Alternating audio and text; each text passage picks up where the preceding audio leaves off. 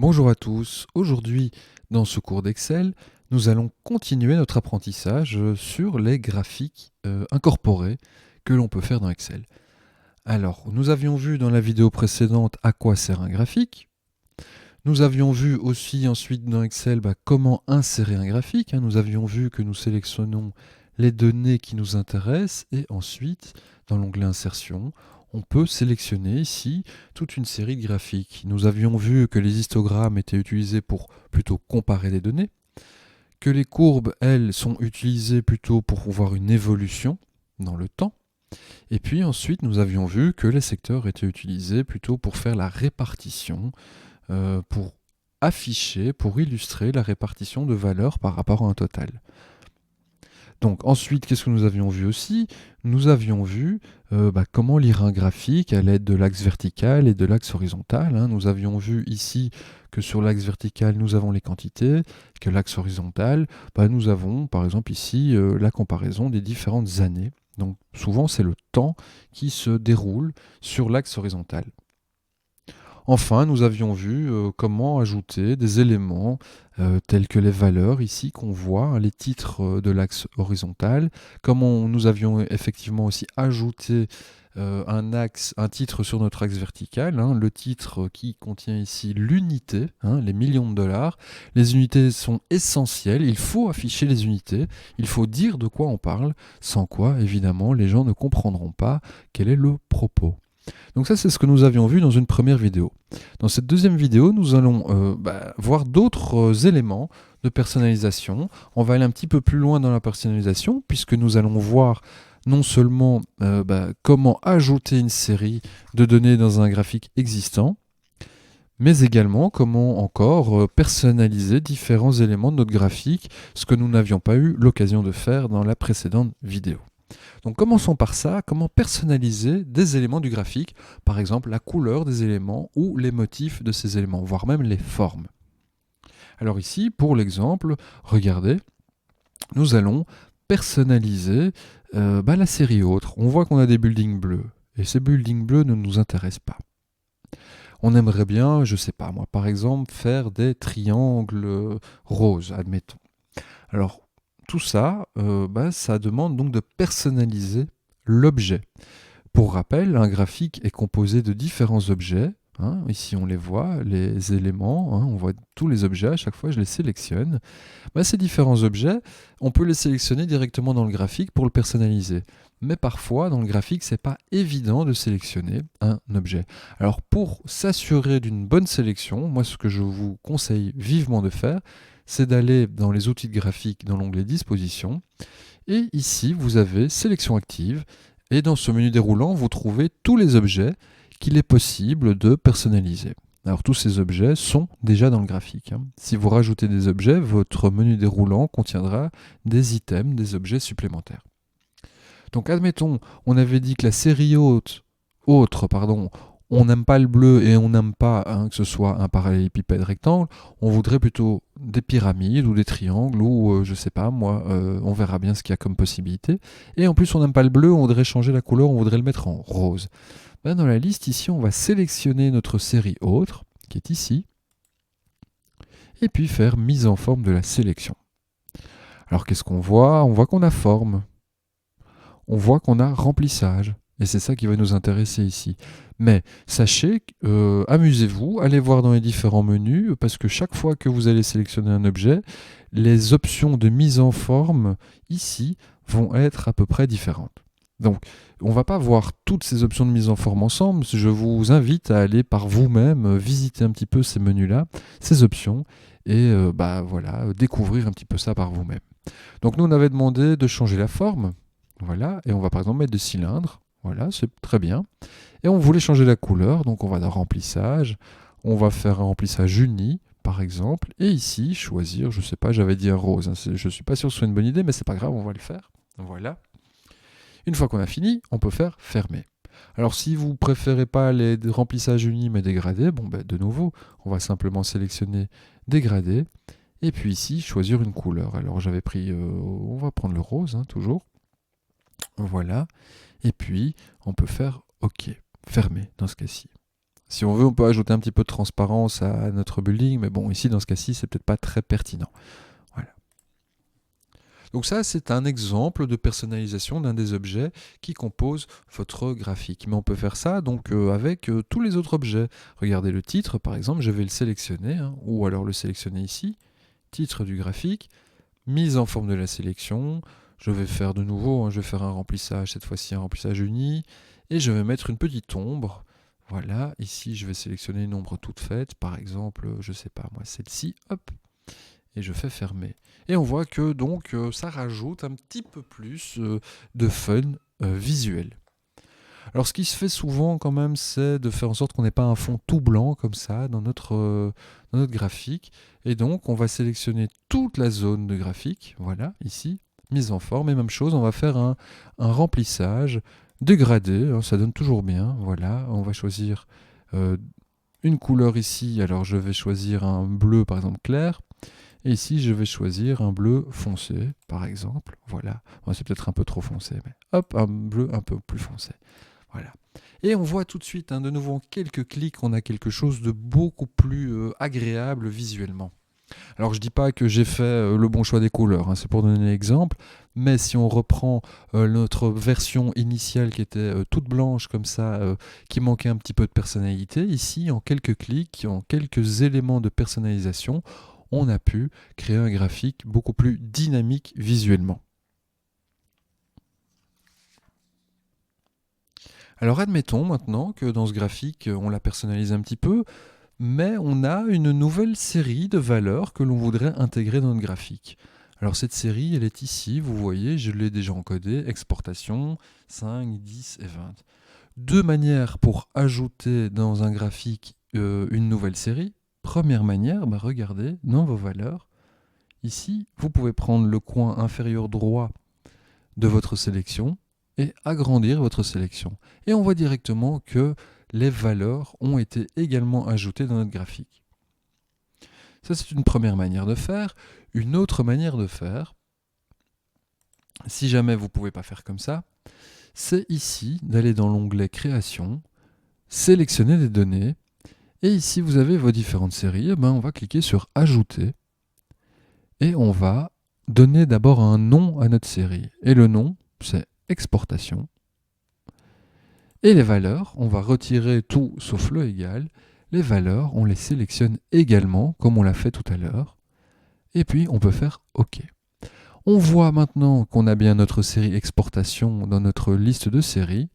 Et si j'agrandis un petit peu mon graphique, qu'est-ce qu'on constate? Que les exportations sont également présentes. Si vous avez été attentif, vous voyez quand même que notre série exportation n'est pas très visible. Elle est là, mais les valeurs sont plus petites que les autres et c'est en arrière-plan. C'est pas très pratique. Je vais vous montrer qu'on peut changer l'ordre d'apparition de avant-plan à arrière-plan, l'ordre d'apparition des différentes séries. Par défaut, l'ordre d'apparition des séries est calqué sur l'ordre d'apparition des séries dans vos valeurs. Ici, on voit autre, tapis, meuble, exportation. Autre, tapis, meuble, exportation. Ça suit l'ordre d'apparition. Mais on peut, sans devoir changer les valeurs ici, on peut changer ici l'ordre d'apparition des séries. Pour ça, on va dans Sélectionner des données et nous avons ici la liste des séries. Je vais prendre mes exportations et à l'aide des petites flèches haut et bas, le faire remonter dans l'ordre. Voilà, j'ai mis les exportations tout en haut, je fais OK et on voit que nos exportations maintenant sont bien en avant-plan. Et c'est beaucoup mieux parce que comme sur une photo de classe, par exemple, où on met les enfants les plus petits devant et les enfants les plus grands derrière, maintenant on peut voir tout le monde sur la photo de classe. Alors si jamais dans votre personnalisation il y a quelque chose qui ne vous convient pas, par exemple finalement je voudrais revenir à mon titre dans sa forme originale, je vais sélectionner l'objet ici dans la liste, le menu déroulant, ou alors ici directement dans le graphique, et en dessous de mise en forme de la sélection, vous avez rétablir le style d'origine. Regardez, hop, j'ai récupéré l'aspect visuel d'origine. Donc ça c'est important. Si vous voulez personnaliser un élément, vous faites mise en forme de la sélection. Et si jamais, à force de personnaliser, vous êtes perdu et c'est devenu vraiment très moche, vous faites rétablir le style d'origine pour revenir à zéro sur l'objet, uniquement l'objet sélectionné. Donc voilà, là nous avons vu une méthode qui fonctionne à chaque coup pour personnaliser tous les objets qui sont dans votre graphique. Vous sélectionnez l'objet dans la liste ici et vous faites mise en forme de la sélection. Ça marchera à tous les coups, ça prend parfois un petit peu de temps, mais mine de rien, un graphique qui claque visuellement, c'est un graphique dont les gens vont tomber amoureux. Voilà, donc par rapport au graphique d'origine, on a fait quelques petits changements. Je ne dis pas que les changements étaient extrêmement pertinents, mais en quelques clics, on a rendu notre graphique, on a donné à notre graphique un rendu qui est beaucoup plus professionnel, qui donne tout de suite l'impression qu'on a vraiment bien travaillé sur son aspect visuel. Alors pour l'exemple suivant, nous allons encoder ici des nouvelles valeurs et nous allons voir à partir de maintenant comment est-ce qu'on peut, dans un même graphique, insérer des séries qui ont des ordres de grandeur très différentes. Alors ici on voit que sur notre série unité vendue, on travaille avec des ordres de grandeur qui sont de l'ordre du 100 000, 121 000, 140 000, 199 000. Donc on travaille avec des centaines de milliers. La série d'en dessous, elle fonctionne avec des valeurs qui sont de l'ordre du pourcent, c'est-à-dire des valeurs qui sont comprises entre 0 et 1. Pour s'en assurer, petit rappel, si on fait 17 divisé par 100, nous obtenons 0,17. 17%, c'est bien une valeur de 0,17. Et 0,17, c'est une toute petite valeur par rapport à une valeur comme 121 000. Alors, il n'est pas conseillé de faire des graphiques qui reprennent des ordres de grandeur aussi différents, mais si jamais ça vous est demandé, c'est quand même faisable. Je vais vous montrer. On avait vu jusqu'à présent, c'est un petit rappel, que si on veut créer un graphique, on sélectionne ici nos valeurs, on va dans Insertion, on sélectionne le type de graphique. Alors ici, je vais faire un 2D, un histogramme. Qu'est-ce que je vais faire? Un histogramme 2D de type groupé. Où est-ce qu'il est? Il est là, ben voilà, c'est très bien. Voilà. Et qu'est-ce qu'on voit ici? On voit que nos unités vendues, on les voit bien. Ce sont les colonnes bleues. Nos parts de marché, les colonnes rouges, on ne les voit pas. En fait, elles sont là.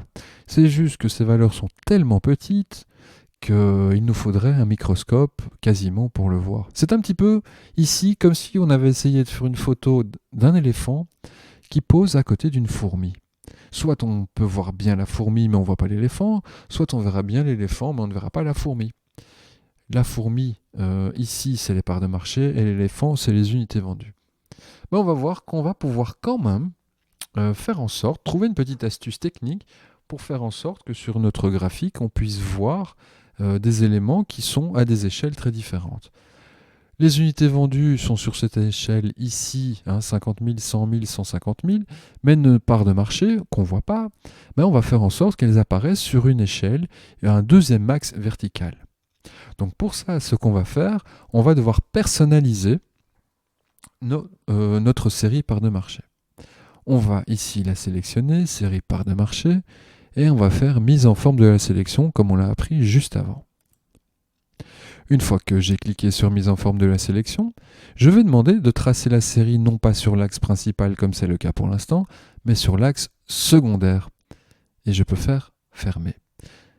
On constate maintenant qu'on a un deuxième axe qui est bien en pourcentage, donc ça montre bien qu'Excel a bien compris qu'on travaille avec des pourcentages, et nous voyons que nos parts de marché, maintenant, peuvent être mesurées par rapport à notre deuxième axe vertical.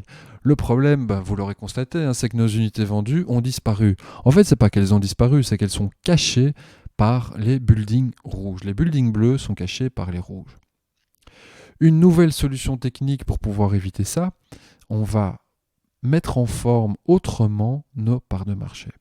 Donc nos parts de marché qui sont sélectionnées, on va faire mise en forme de la sélection. Et ce qu'on va faire, c'est élargir l'intervalle. L'intervalle, c'est la distance qu'il y a entre deux buildings. On va élargir cette distance, parce qu'en élargissant cette distance, eh ben, en fait, on rétrécit la largeur de nos buildings rouges. Et comme ça, on peut faire cohabiter sur un même graphique des buildings qui sont les uns derrière les autres. Il suffit donc de rétrécir la largeur des buildings qui sont devant, ou élargir, ça pourrait être aussi le cas, élargir les buildings qui sont derrière. Donc maintenant, on a deux types de données qui sont à des échelles très différentes sur un même graphique. Les buildings rouges doivent se mesurer par rapport au premier axe ici. Les buildings rouges sont, eux, mesurés par rapport à ce deuxième axe vertical.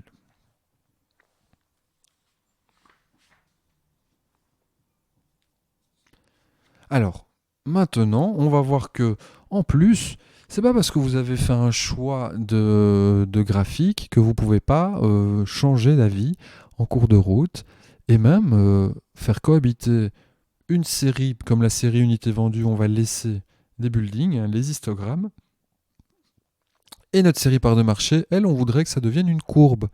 De nouveau, on va sélectionner ici la série part de marché, tout simplement. Et puis, ce qu'on va faire dans mise en forme de la sélection, non, pardon, c'est pas du tout dans mise en forme de la sélection.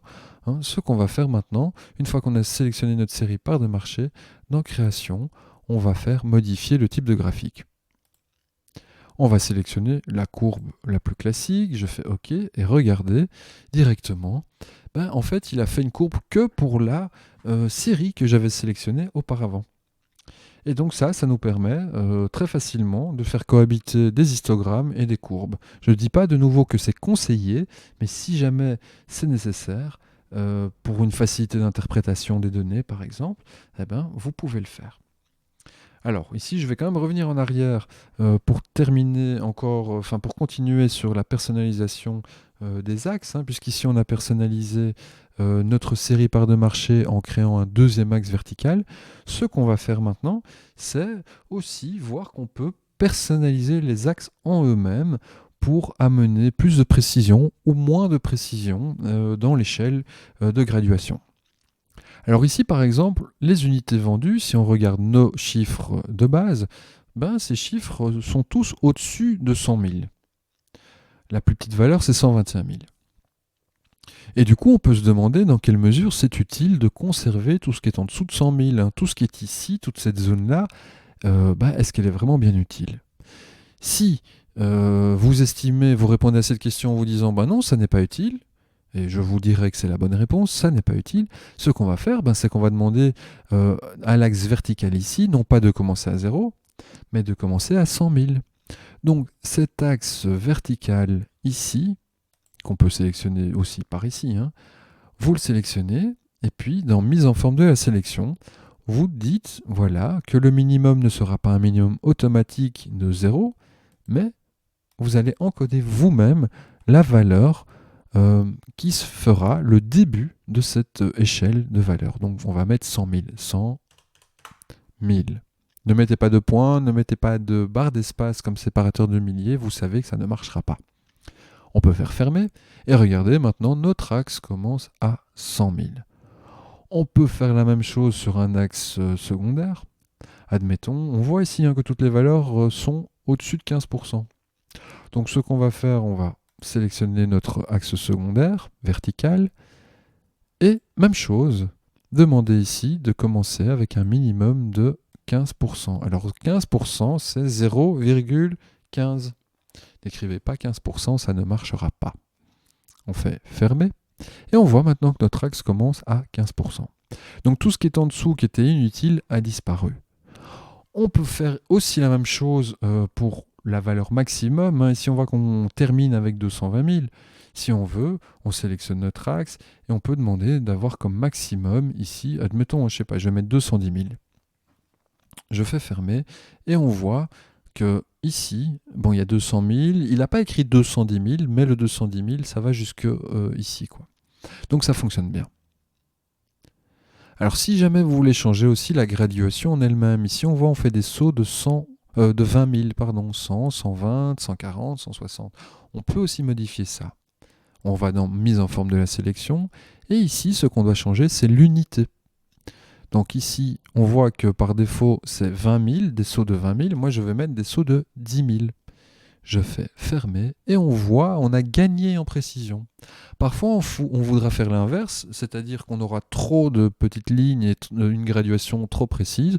Si on veut perdre en précision, on ne fait pas par exemple des sauts de 20 000, mais de 30 000 ou 50 000. Voilà comment personnaliser votre axe pour changer l'échelle de l'axe désordonné, c'est-à-dire votre axe vertical.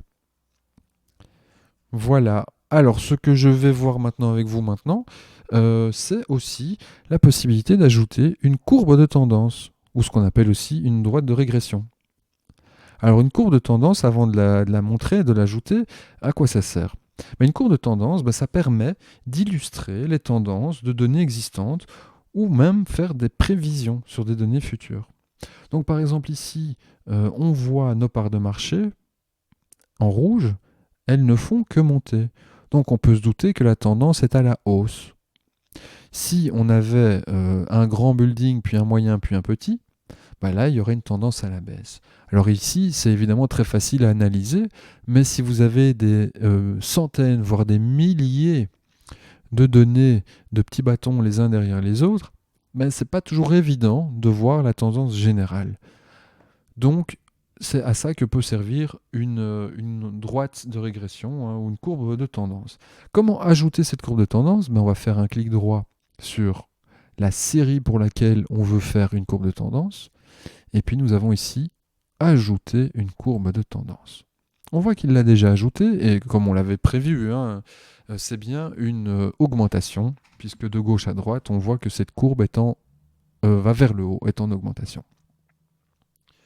Ici, vous avez des options pour la courbe de tendance. En général, vous allez faire des courbes de tendance linéaires, mais si on vous demande spécifiquement une exponentielle, vous l'avez ici et les autres sont là.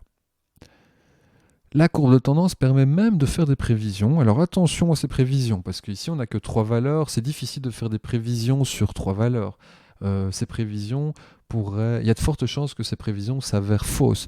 Donc il faut faire attention. Plus il y a de valeurs, plus il y a des chances quand même que ces prévisions se rapprochent de la vérité. Mais bon, ici on n'a que 3 valeurs, c'est quand même une mauvaise idée de faire des prévisions. Si jamais vous voulez faire des prévisions, ici vous avez prévision, et vous ajoutez le nombre de périodes que vous voulez. Là, vous voyez qu'on a 3 périodes, et admettons, je veux les 5 périodes suivantes. Ici, je vais mettre 5. Je fais fermer, et on voit, il a rajouté 5 périodes, et on peut constater ici où se trouve notre courbe de tendance, notre droite de régression. Je vais revenir en arrière. Voilà.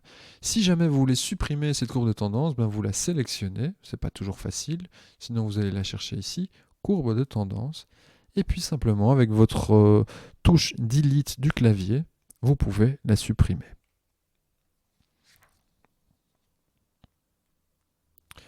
Voilà, donc ici, dans cette vidéo, qu'est-ce que nous avons appris à faire? Nous avons appris à ajouter encore un petit peu plus de profondeur dans l'aspect graphique de notre graphique incorporé, puisqu'on a vu comment personnaliser de façon un petit peu plus approfondie les différents éléments de ce graphique. On a appliqué toujours une même méthode qui est d'aller ici dans le menu déroulant de la sélection active, l'objet que l'on veut personnaliser et ensuite cliquer sur mise en forme de la sélection. Nous avons vu donc cette chose. Nous avons vu quoi d'autre? Nous avons vu comment dans un graphique, comment mettre des séries d'ordre de grandeur très différentes. Ici on a des centaines de milliers et ici on a des pourcentages, donc des valeurs très grandes et des valeurs très petites. On a vu comment on pouvait quand même les intégrer dans un même graphique. Et nous avons vu que pour pouvoir faire ça, nous avons créé un deuxième axe vertical en personnalisant la série, ici part de marché. Nous avons vu aussi comment tronquer, comment couper un axe vertical pour commencer, non pas à 0, mais à la valeur que l'on veut. Et nous avons vu que effectivement c'est très utile et que ça se fera souvent pour enlever le vide qui est créé par le graphique. Enfin, nous avons vu comment insérer une courbe de tendance. Nous avons sélectionné la série, par exemple ici la série unité vendue, et puis nous avons fait un clic droit, ajouter une courbe de tendance. Fermé. Voilà, j'espère que cette vidéo vous sera utile pour pouvoir personnaliser vos graphiques, pour faire des graphiques de feu de Dieu. N'hésitez pas à me laisser des commentaires si ça vous fait plaisir. Et voilà, on se voit dans une prochaine vidéo. À bientôt.